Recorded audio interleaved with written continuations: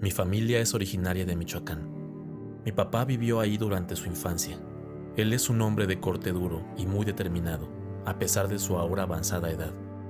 A pesar de esa dureza, puede llegar a ser alguien muy dulce y le tiene mucho cariño a sus tías y a sus primos. Los visitamos con frecuencia y nos hacen sentir un afecto especial. Desde pequeño no me fue difícil notar que el tema de los padres de mi padre, es decir, mis abuelos, era evadido. No le daba mucha importancia cuando niño. Las pocas veces que llegué a preguntar sobre mis abuelos o de por qué yo no tenía abuelos, los adultos simplemente me decían que ya habían muerto. Con los años, esta explicación me fue siendo menos aceptable y presioné a mi papá en diversas ocasiones a que me contara más sobre sus padres. Es natural querer saber de dónde venimos, y sobre todo creo que esa evasión cuidadosa que había notado por años despertó mi curiosidad. ¿Por qué evadir un tema que podría ser perfectamente normal? Algo que mi padre siempre procuró fue que hubiera un amor entre hermanos. Sin saberlo, una discusión muy acalorada con una de mis hermanas fue lo que detonó que mi padre decidiera compartir la historia de su infancia. En esa discusión, en un momento de ira, le dije a mi hermana sin realmente sentirlo: «Ojalá que te pierdas y nunca vuelvas». En realidad discutíamos por algo tonto y sin importancia, pero mi padre escuchó esto y me llamó para hablar conmigo. «Por favor, no digas esas cosas a tus hermanas. Tú eres el mayor y debes cuidarlas. Nunca sabes cuándo algo le pueda pasar a una de ellas, y el amor de hermanos es lo más importante». Estas palabras cumplieron su propósito, porque me hicieron sentir culpa y sobre todo reflexionar que, en efecto, yo debía fungir como el protector de mis hermanas. Siempre has querido saber la historia de mi casa, y creo que ya está suficientemente grande para saberla. Pero hay dos condiciones. No volveremos a hablar de esto, y no puedes hacer preguntas. ¿De acuerdo? Acepté los términos. Me interesaba saber sobre todas las cosas que había pasado.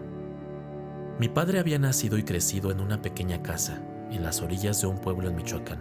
No es el pueblo en el que vive mi familia actual. Su padre había decidido establecerse ahí para estar más cerca de la zona boscosa, llevándose a su madre, mi abuela, con él. Era el clásico escenario de haberse robado a la mujer. Era la familia de mi abuela con la que convivíamos, cosa que para mí era una revelación. Me reveló que él era el más pequeño de un total de 7 hermanos, que tenía un hermano que había sido el mayor y el resto eran mujeres a excepción de él. Me contó que su infancia había sido difícil. Michoacán tiene zonas muy pobres y en las que aún hay costumbres anticuadas, mucho más en esas épocas. Pasaban muchas dificultades para conseguir alimento. Su padre era leñador de oficio y carecía de herramientas más modernas para llevar a cabo sus tareas. A medida que se empezó a regular la tala de árboles, comenzaron a tener aún más problemas. El pasado de su padre era un misterio. Mi papá no sabía mucho de él más allá de su nombre y que era su progenitor. Con lágrimas en los ojos, me contó que cuando él tenía unos 8 años y en la temporada que peor les estaba yendo, un día su padre fue a cortar leña, como siempre, pero que atípicamente le pidió ayuda a su esposa, quien tuvo que acompañarlo. Usualmente regresaba antes del anochecer, pero ese día volvió mucho más tarde que de costumbre, solo y con 4 caballos cargados de madera. Todos los hijos comenzaron a preguntar por su madre y el leñador les dijo que su madre se había perdido en el bosque y que ya no regresaría. Se armó un alboroto y ante las distintas preguntas de sus hijos, mi abuelo comenzó a golpearlos a todos hasta que por temor a él decidieron ya no insistir. No solo era inquietante la desaparición de la abuela, sino que ellos no tenían caballos. Notaron también que el abuelo tenía ahora en su poder una bolsa de buen volumen, que se escuchaba como si tuviera monedas por dentro. En los siguientes días, con los hijos deprimidos por haber perdido a su madre y asustados por lo que podría hacerle su padre, parecía haber existido un silencio fúnebre. El abuelo fue al pueblo, vendió la leña y compró provisiones y algunas herramientas. Un par de días después, viajaron a Uruapan para conseguir zapatos para todos y el leñador aprovechó para comprar algunas botellas finas de licor. El abuelo trataba de ser espléndido con sus hijos, pero todos seguían aterrados y preguntándose de dónde había conseguido el dinero. El pensamiento que todos tenían era claro: había vendido a su madre, o quizás algo peor. La pequeña fortuna del abuelo pronto se acabó en sus excesos, en los que ahora era común que fuera a la cantina del pueblo a pasar horas y horas, entre tragos, apuestas y prostitutas. Poco o casi nulo tiempo le dedicaba al trabajo. Una vez que regresaron a una situación precaria, el leñador se volvió violento y agresivo. Una mañana salió por madera, le pidió al hermano mayor de mi padre que lo acompañara y la misma historia se repitió. Regresó ya muy tarde, con 4 caballos cargados de madera, una bolsa llena de monedas y sin mi tío. Entre golpes y amenazas, acalló las preguntas y quejas del resto de sus hijos. Un par de días después, una de las hermanas de mi padre intentó escapar, pero el leñador la atrapó a medio camino y a partir de ese momento encadenó a todos sus hijos, incluyendo a mi padre. El ciclo de exceso se repitió y una vez más, cuando los recursos se agotaron, tomó a una de sus hijas y la llevó con él al bosque, regresando con 4 caballos cargados de madera y una bolsa llena de monedas y sin su hija. Esto fue sucediendo por meses, hasta que ya solo quedaba mi padre y una de sus hermanas. Mi padre cuenta entre lágrimas que cuando por fin llegó el momento que tanto temían él y su única hermana, estaban aterrados.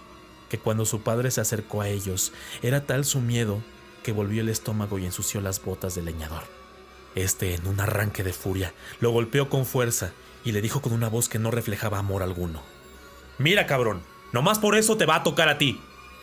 En ese momento, su hermana intervino y le rogó a su padre que la llevara a ella, que no se resistiría, que iría voluntariamente. El abuelo los miró por un segundo y simplemente hizo una mueca y asintió con la cabeza. «Prepara mis cosas, pues», y que en un descuido le dio la llave para que se soltara del candado que ajustaba la cadena. Mi padre dice haber llorado con una rabia y un dolor indescriptible, pero no salió palabra alguna de él. Su hermana, también llorando, lo abrazó y le habló al oído. «Voy a dejar el candado mal puesto. Espérate un rato y escapa. No vayas al pueblo. Vete para el otro pueblo que está detrás de la sierra y diles quién es tu mamá. Ahí vive familia nuestra y te van a ayudar. Te amo, hermanito». Cumpliendo su palabra, mi tía dejó mal puesto el candado y liberó a mi padre. Mi papá esperó un rato y con muchísimo miedo salió de la casucha y llegó al pueblo detrás de la sierra. Allí encontró las hermanas de mi abuela, quienes lo recibieron, lo cual explicaba el enorme cariño que había entre ellas y nuestra familia. Nunca se supo nada de mi abuelo ni de sus hijos y nadie hizo esfuerzo por averiguar nada. Con eso mi padre no solo me confió la razón de por qué se evitaba a toda costa mencionar a su padre, sino que me hizo entender por qué para él era tan importante el amor entre hermanos. Desde su perspectiva fue ese amor entre hermanos lo que le permitió vivir y que, de alguna manera, él buscaba honrar esta memoria, criando hijos que se amaran entre sí. Con respecto al leñador, nadie sabe exactamente qué fue lo que pasó. No tengo idea si se trataba de algo de brujería o si había hecho algún pacto con algún demonio, o quizás simplemente era un acto atroz en el que vendió a mi abuela y a mis tías. Lo que sí sé es que es un crimen, una tragedia, y que cualquier familia buscaría enterrarlo en el olvido.